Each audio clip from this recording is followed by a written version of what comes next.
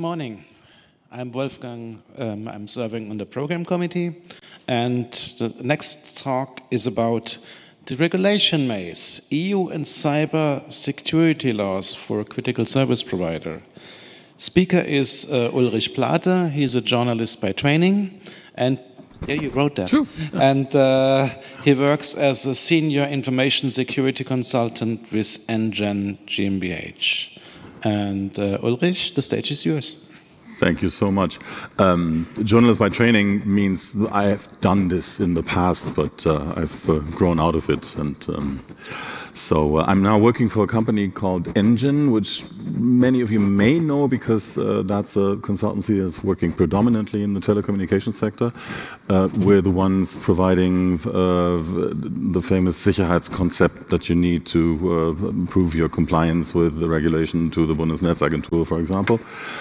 That's what most of my colleagues with a similar technical background like yours do. I'm somebody who Christian Kaufmann yesterday called a policy person. So you'd call me when your senior management needs convincing that it would be very costly if they don't apply all those guidelines and policies and stuff. So we're going to go through, I'm notoriously bad at keeping time. Some of the times I'm too fast, most of the time I'm too slow. We'll see where this is going. So now it's turned green, so I think the clock is ticking.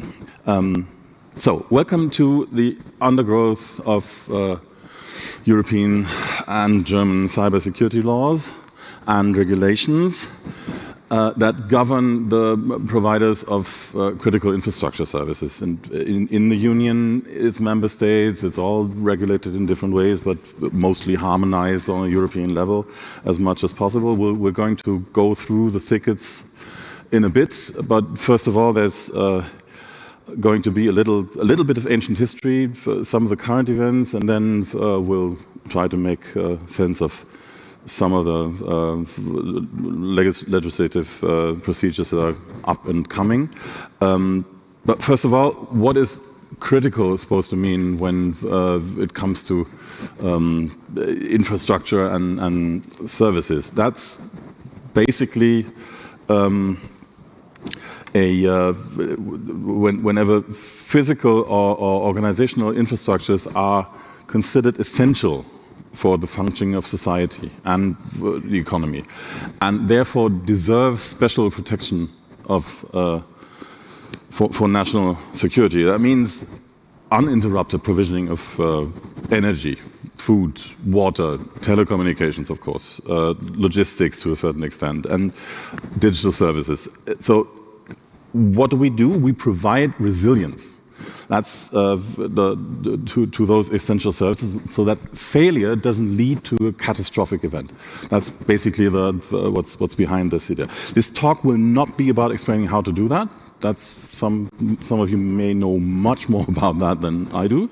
It's about how laws and regulation help making sure that critical service providers achieve the goal of strengthening cybersecurity and the resilience of the infrastructure. That's where this is headed.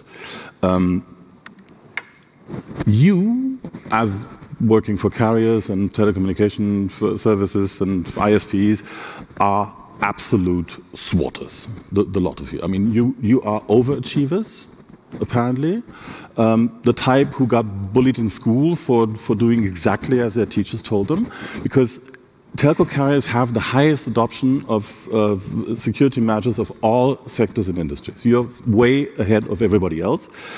This is from the annual resilience report of PwC, PricewaterhouseCoopers, as they were called in the past. And that's the figure for full integration of resilience management, meaning everything that you could possibly think of having in place to be able to be compliant with everything that's required. That's operational resilience, which is a trend, has replaced the former definition of resilience, which is basically, is it financially viable? Are we going to survive this as a company? And so strictly from a corporate finance viewpoint. And the figures for other sectors are significantly lower. So telco can really pat their backs about this. And that's all peachy until you realize that, that's a quote now, the more a country's susceptibility to failures as regards supply services decreases, the more severe will be the impact of an actual disruptive incident. This is what's called the vulnerability paradox. That's a term concocted by the German Ministry of the Interior, and they're very proud of that one. And it's beautifully illustrated, and that's what we're going. Am I not? No, I'm not. That's true. I'm sorry.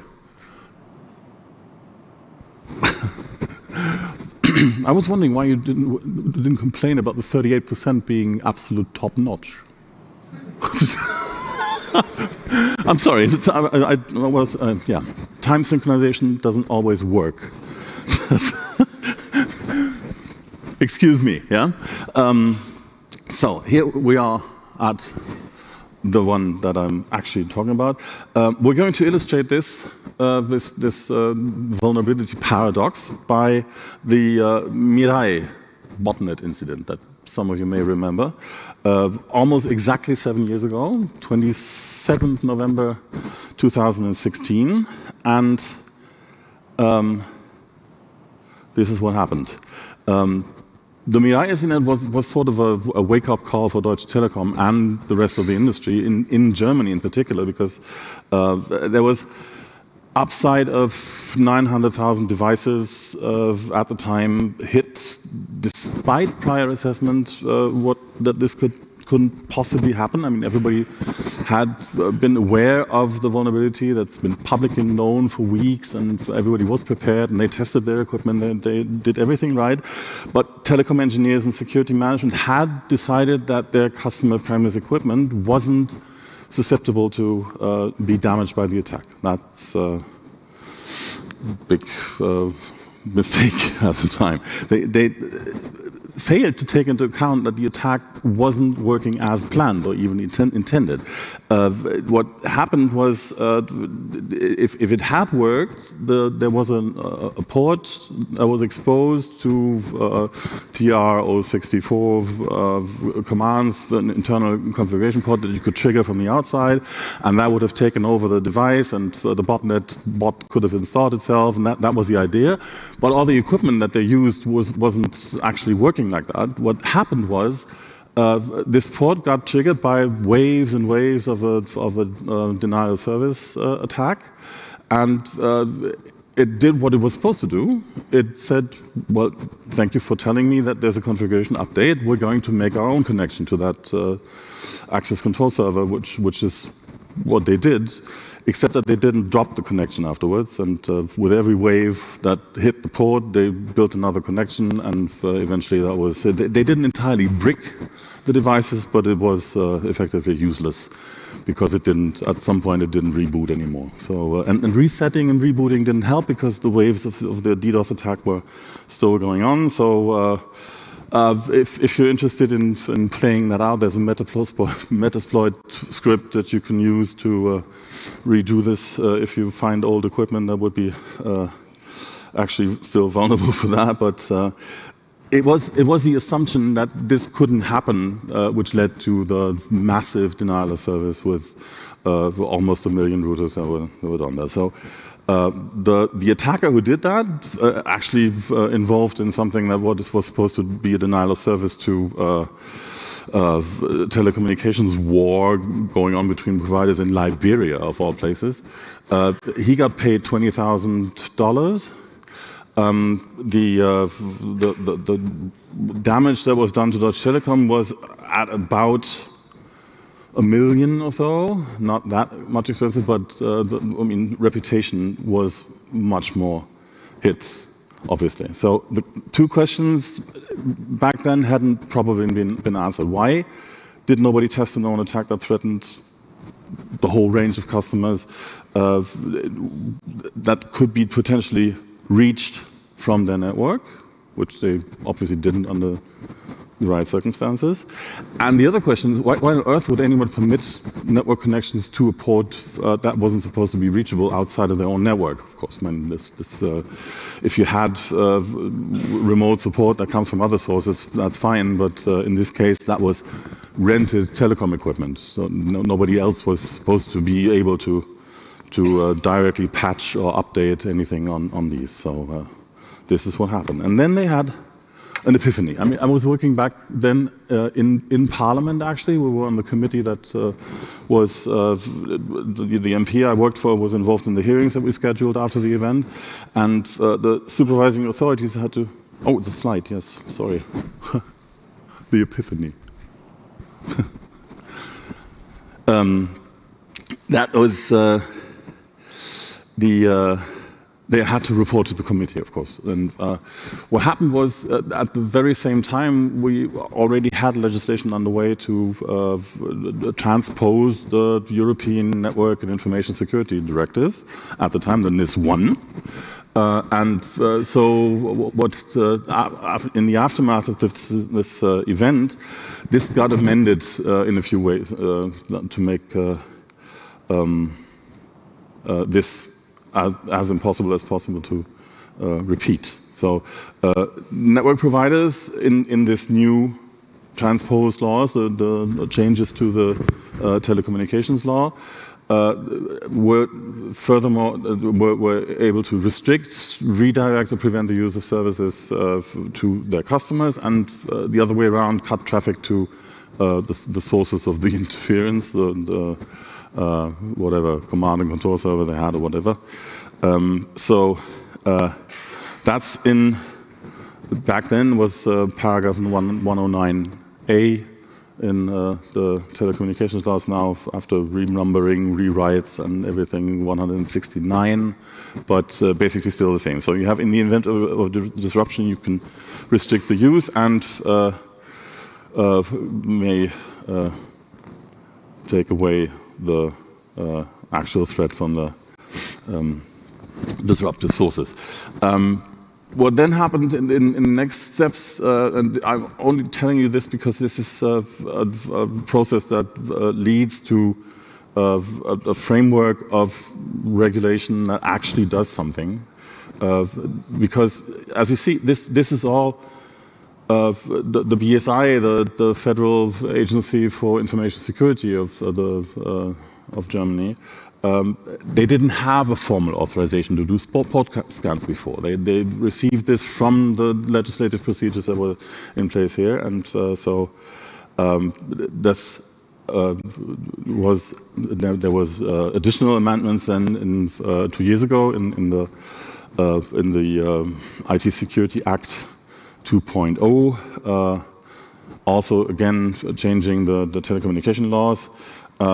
So this now also took up the critical components, which is leading us to the debate whether there are nefarious purposes on international investors building in kill switches to equipment that you might naively use on your services.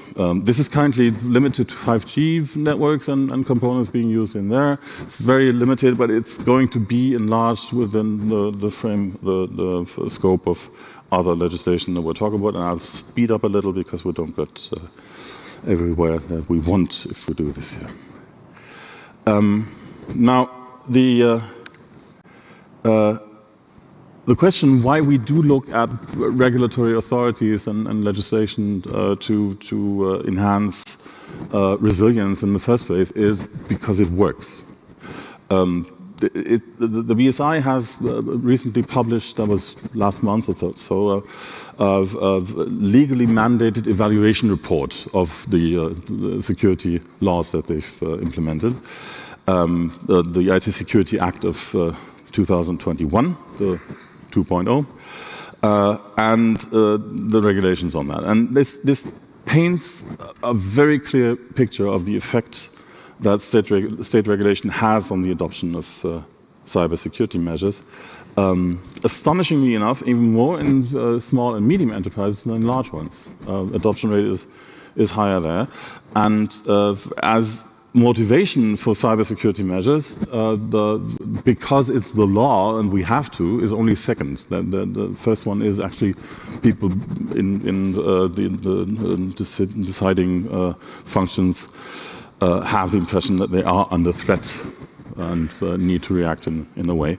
That's mostly. So ransomware attacks, sabotage, espionage are the key motivating factor for this. But because it's the law, is a close second. So it is a very important factor. And 90% of our companies actually feel that this legislation is very useful for implementing all those measures that they deem necessary. The following figures, I'm going through them, and I hope I can synchronize this time. I've extracted from more than 300 critical infrastructure providers that have been asked in the poll by the BSI. And the companies that participate in the poll are not exclusively from the energy and telco regulation. That is a factor, but keep in mind that in those industries, especially telco, the numbers are even higher. So the 90% would be 95 or something in telco, for example. We'll start at the rock bottom. Business continuity management. That is, emergency plans are in place in many companies, but a holistic approach to business continuity isn't exactly followed through at more than 2/3 of companies. This is the adoption rate for BCM. A little better is risk management, which is very important because that's pivotal to the next steps in regulation that are coming from the European Union. We'll talk about that in a second. And it's the one that spans across all sectors and even outside the field of cybersecurity. I'm getting the hang of this here. 79%, keep that number in mind, are adopting incident according to themselves. No? This is their answers to the poll. Incident handling and treatment. It's also the same figure for personal and organizational measures that are being put in place. And slightly higher rating is structural and physical security, which is also important, of course, and information security management systems, same figure for that. And 89% actually have an incident reporting and alerting. That's 10% more than the positive answers to the question about the incident handling before. That makes you wonder what they report actually in these cases, but well, whatever. This is not without flaws. Is anybody here from Fastly? There's one on the program committee of DENOG, I know, but probably not in the room. Well, Fastly has provided published a nasty report on their own research that they conducted among decision makers for cybersecurity, among senior IT responsibles and in sectors like construction, engineering, tech, and finance, and the like.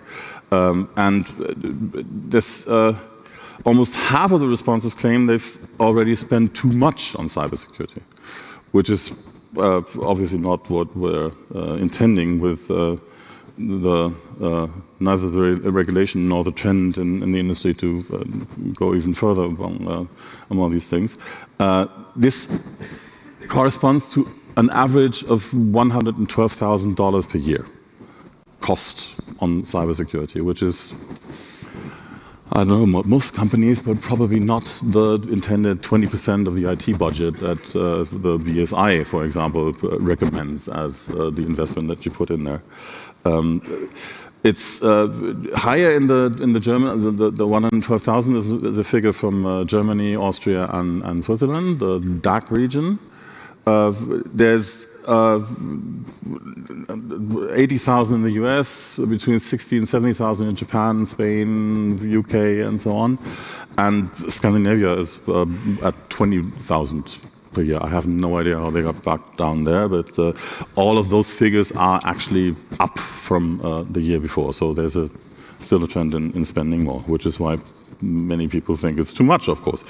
Not more than half claim that information security has actually been detrimental to their business innovation, which is leading to the question: if your business model is actually being, I don't know,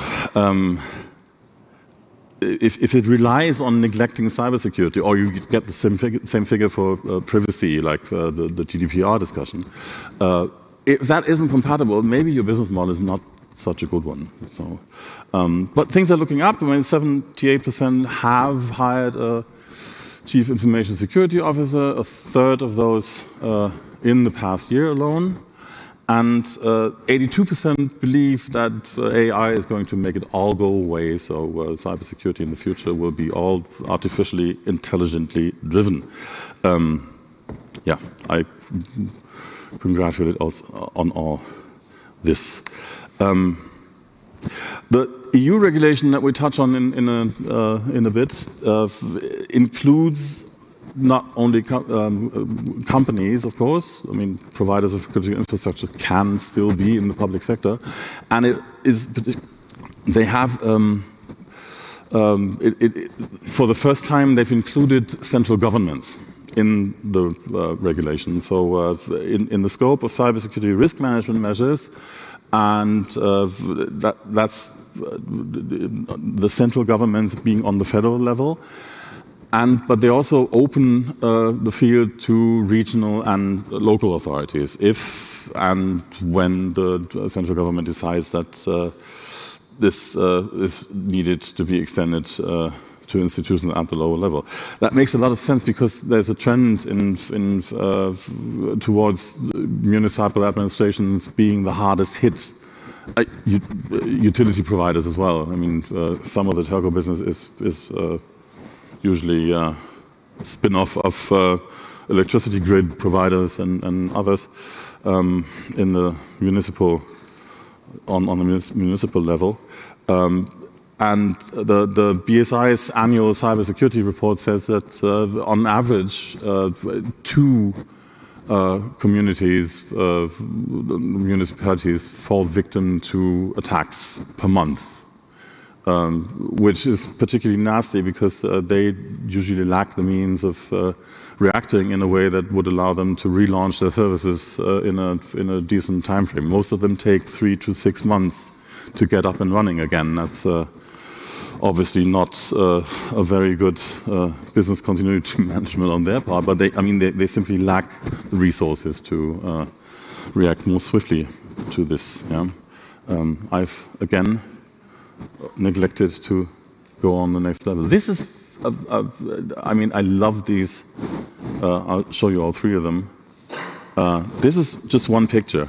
It's the Wimmelbild of cybersecurity architecture in Germany. This is all the institutions on the different levels that we have, from European. I mean, on top we have even international. ICANN, we talked about yesterday, the IGF and everything, IETF, Interpol, etc. Then we have the European institutions, still somewhat, I mean, you recognize a few perhaps. And then we have well, NATO in dark blue, but the interesting ones are all the federal agencies that we have, because each ministry has a spin-off, something that is governed by them and takes care of their idea of cybersecurity. They are responsible for some aspects of it. And below this, you see on the very top in the middle, there's a BSI, the actual federal cybersecurity agency. And below that, the gray ones are all institutions of the different Länder level, the regional ones. And at the very bottom, the few are taking care of municipalities. So this is what's, well, it's not that impressive. I am agreeing here. There's one of these, I don't know if I find them at once. Where are they? There. The IT Planning Council. That's a central political steering body that is actually working between the Bund and the Länder, so on the federal and regional level ones.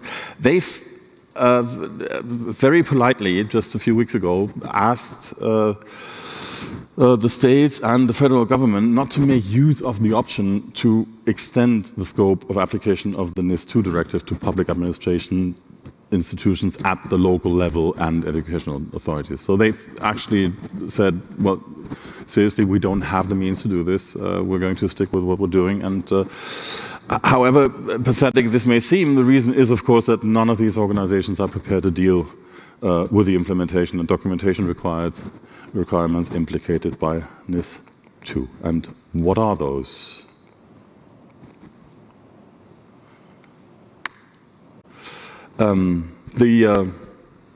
We're talking about two things actually that are at the very top of the discussion right now. The NIS is the Network Information Security Directive, first introduced in 2016, heavily revamped and rewritten and muchly enhanced, including specific risk management requirements and more focuses on cybersecurity aspects as opposed to the Critical Entities Resilience Directive, which is covering the physical security of critical infrastructure providers, establishing basic principles for risk and crisis management, and the sectors this applies to for both differ a little. So public transport and pharmaceutical wholesale is only in CER, and charging stations for electric vehicles only in NIS2, and information ICT service management, regional governments only in NIS2. So they mostly overlap, but the CER is limited to the non-cyber aspects, and the NIS2 is doing the cyber thing. Then we've got the CRA, the Cyber Resilience Act. That's a continuation of the Cybersecurity Act, which is governing IT products and how they... all digital components that require certification to be granted the CE label. There's a ranking on the criticality of different components that are to be included in there. This is very complicated when it comes to open source development of products. So I could do another talk on nothing but that particular aspect of it, because it's really, really difficult. The CRA just went through, it's in the very last phase of its trilogue discussions, and well, yeah, we'll see what happens. There's DORA.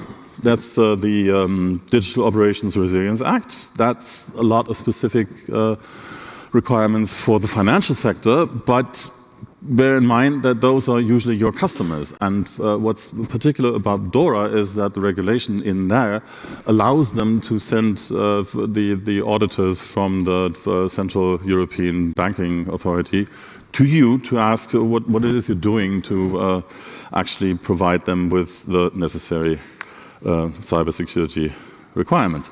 So there's EUCS, which is governing cloud communication services. That's going to come out in the next few months, which is funny because that's probably going to be, depending on the criticality of a service, is going to have you not being able to use any non-EU cloud providers any longer. That's interesting. And for the very last, we're going to, there's more to come. I don't have time to go all of these. You're encouraged at this point to repicture the Wimmel build, the teeming hidden image slide. There's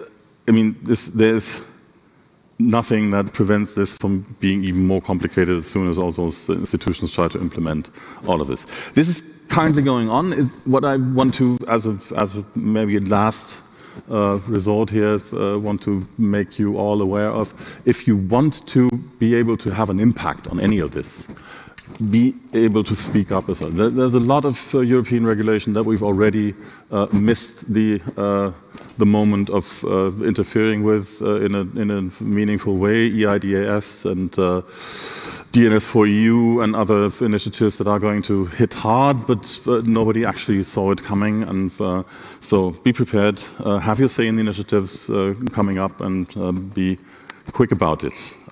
This is actually the last slide. That's just one article in the NIS2, the one that has all the best practices that you are already aware of. I hope you're all very happy that this is now being made compulsory for everybody in the business. And compliance is an important tool to stay in business. That's basically what I wanted to say. Thank you very much. Thank you.